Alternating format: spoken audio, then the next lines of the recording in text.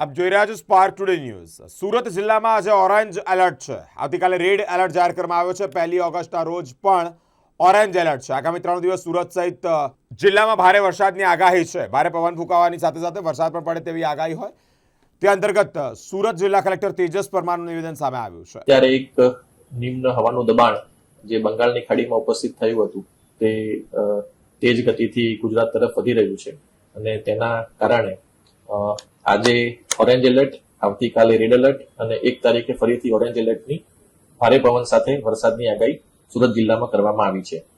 તે સંદર્ભે Surat municipal commissioner દ્વારા તમામ તૈયારી કરી દેવામાં આવી છે। સાથે સાથે જિલ્લાની અંદર જિલ્લા વિકાસ અધિકારીશ્રી દ્વારા પણ તમામ તાલુકા વિકાસ અધિકારીઓને એલર્ટ કરવામાં આવ્યા છે। એ સાથે સાથે પ્રાંત અધિકારીશ્રી અને મામલતદારશ્રીઓને પણ એલર્ટ કરવામાં આવ્યા છે। તે પૈકી નીચાણવાળા વિસ્તારોમાં જ્યાં પાણી ભરાવાની શક્યતા રહે છે ત્યાંથી સ્થળાંતર કરવા માટેની સૂચના આપવામાં આવી છે।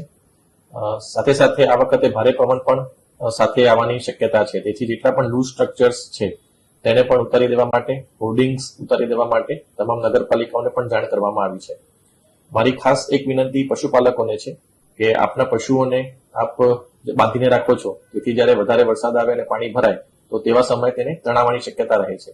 તેથી જ્યારે વધારે વરસાદ આવે અને પાણી ભરાવાની શક્યતા જણાય તો પશુઓને ખુલ્લામાં રાખો, તેમને તાર સાથે કે કોઈ પોલ સાથે બાંધો નહીં, જેથી તે પોતાની રીતે જે સુરક્ષિત જગ્યા છે તે શોધી શકે।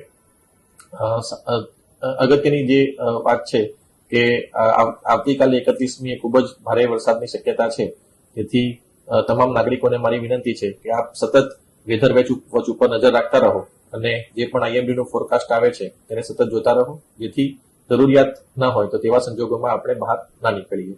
એટલે આપણે જે અત્યારે સમગ્ર તંત્ર દ્વારા તમામ તૈયારી કરી દેવામાં આવી છે, પરંતુ નાગરિકોને પણ મારી એ જ વિનંતી છે કે આપ પણ સચેત રહો અને સાવધાની પૂર્વક આપણે આજે 2 દિવસ જે ભારે વરસાદની આગાહી છે તે દરમિયાન કોઈ પણ પ્રકારનો અનિચ્છનીય બનાવ ન બને તેની પણ આપણે સૌ તકેદારી રાખીએ। અત્યારે હાલ આપણે કોઈ જાહેરાત સ્કૂલ અને કોલેજ અથવા એના માટે નથી કરતા, પરંતુ આજે સાંજે જે પ્રમાણે પ્રેડિક્શન ફરીથી આવશે અને જે ફોરકાસ્ટ આવશે તે પ્રમાણે આપણે નિર્ણય કરવામાં આવશે।